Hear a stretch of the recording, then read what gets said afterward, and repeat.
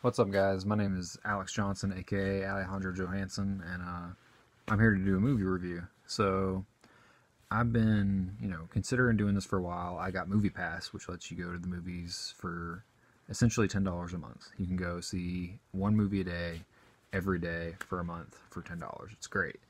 Um, and it's just one of those things. Like I love to go to the movies. I love to talk about the movies I'm watching. And so doing reviews just seems very natural, especially if I'm able to go all the time.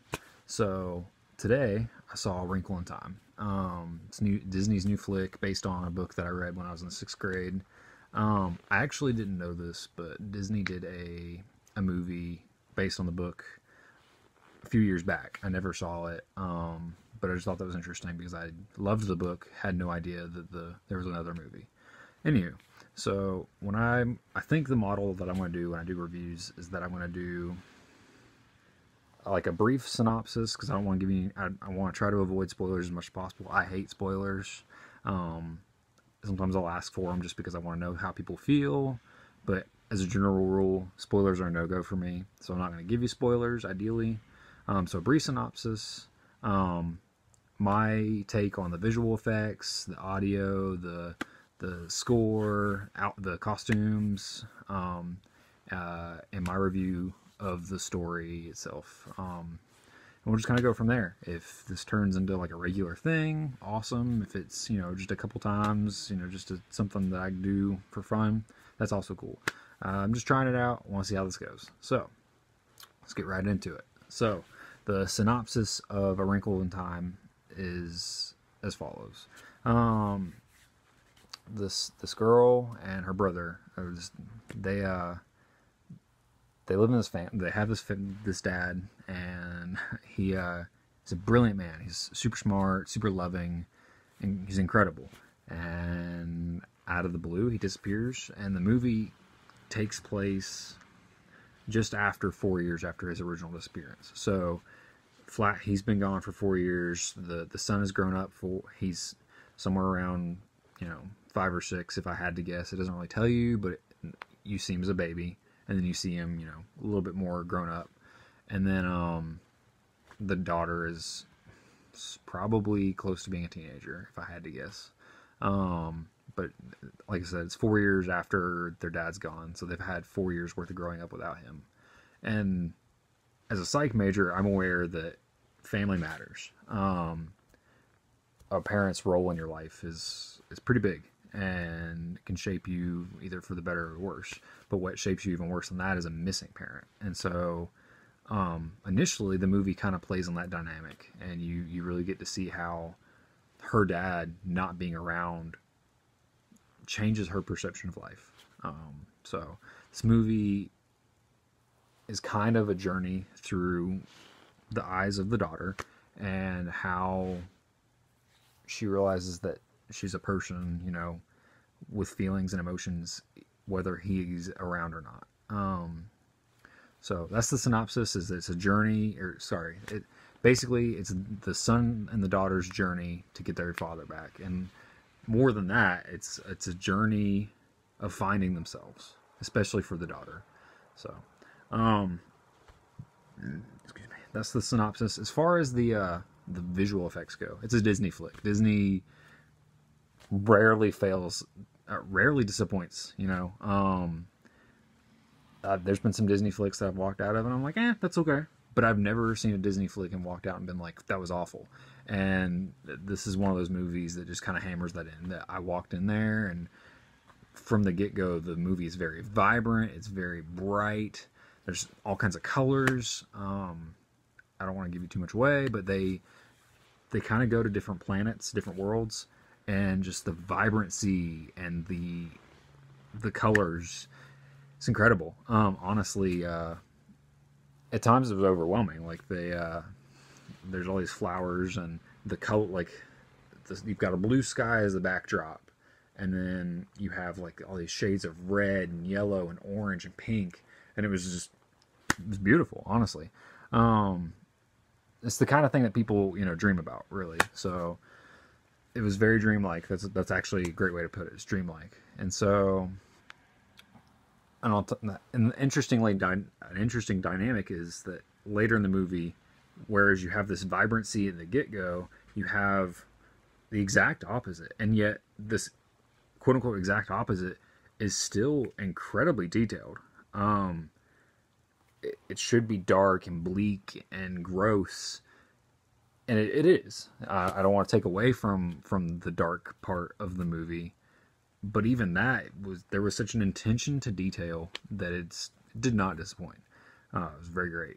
The costumes were on point. I don't know if any of you've seen the trailers, but Oprah Winfrey is kind of like the fairy godmother, and so is Reese Witherspoon and the chick from the Mindy Project, Mindy.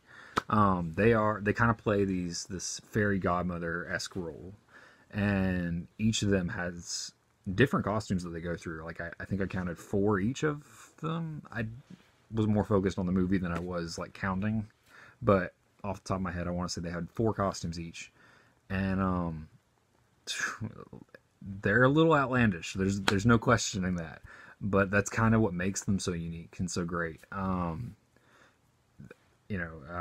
Oprah, other than the Oprah show that I used to watch, as a kid with my mother, I've really never seen Oprah in anything, and this was a really different role for her in my eyes. Some of y'all might have different opinions than I do, but it was really cool to see her.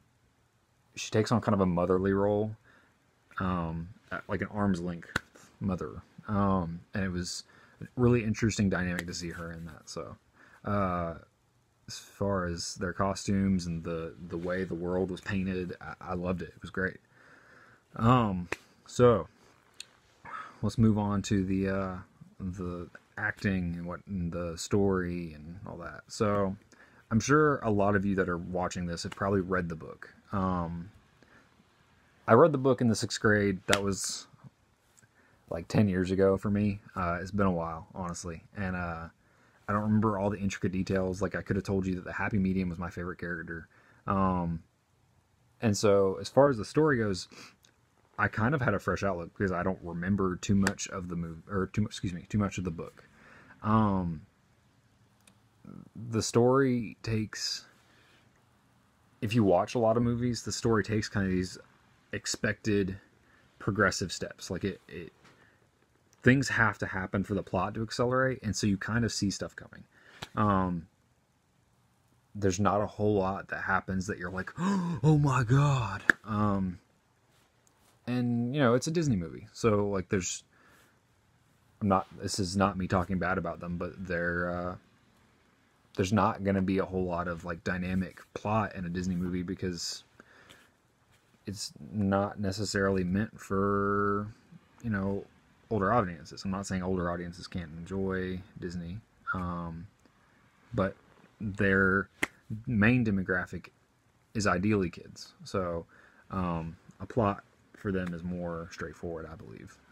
That being said, the adventure is great. The acting is great. You kind of fall in love with the characters. From the get-go, I didn't really know how to feel about the daughter, but she really grows on you, and I like to see that. I like to see that my initial impression of someone, whether they're real or in a movie, is wrong, because that's a growing technique, to find that people change, or your perception of them changes, rather. So, the acting was very good, honestly. I'm not a movie critic at all, but the acting was good. I liked it. So, the story, like I said, while straightforward, it's enjoyable. It's a fun ride. So, there's that. An overall review or overall score of the movie, if I had to put it on a scale of 0 to 10, I'd probably give it an 8. The visual effects of that movie are a solid, 5 points of why I gave it that score. An 8 or a 9 is probably a solid review of that movie. Let me pull up Rotten Tomatoes real quick on my laptop, and I'll tell you what they gave it. I should have done this already. Sorry. Let's see. A Wrinkle in Time. So, Rotten Tomatoes. Rotten Tomatoes has like critic scores and audience scores, so it's kind of a good gauge both ways. So the critics gate in total have given it a 42, which means that 42% of critics liked the movie. Not great, but not bad either. And the audience score is 36%, which interestingly is lower than the critic score. Rotten Tomatoes says the critics' consensus: A Wrinkle in Time is a visually gorgeous, big-hearted, and occasionally quite moving. Unfortunately, is also wildly ambitious to a fault, and often less than the sum of its classic parts. Like I said, I don't remember a lot of the book, and so if you were gauging your love of the movie over the book, maybe it did lose something. I don't know. Me personally, I loved it. I would recommend it to someone. If they came to me and they were like, "Hey, did you like this movie?" I would say absolutely. It's a solid flick. So that's it. The end of my review. I endorse this movie. Hope y'all have a good rest of your day. Let me know in the comments what you think. Like my channel, subscribe, all that YouTube foolishness. Love y'all. I mean it.